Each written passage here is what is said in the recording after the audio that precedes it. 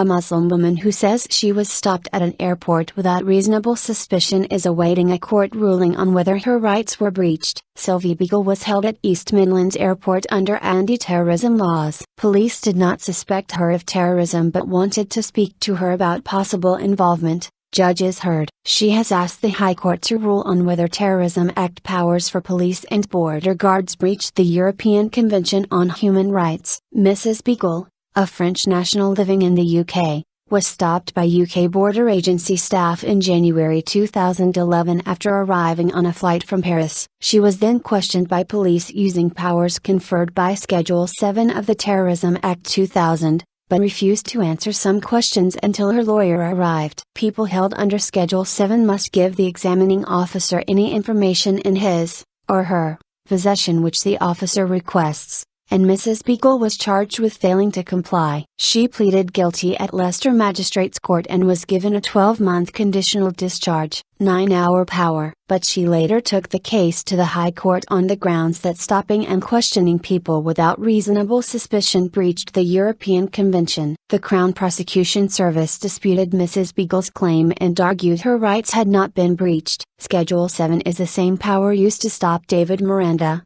partner of Guardian journalist Glenn Greenwald, at Heathrow Airport earlier this month. It only applies at ports and airports, and gives officers power to detain people for up to 9 hours. According to the Home Office's Code of Practice on using Schedule 7, the powers it confers are to be used solely for the purpose of ascertaining if the person examined is or has been concerned in the commission, preparation or instigation of acts of terrorism.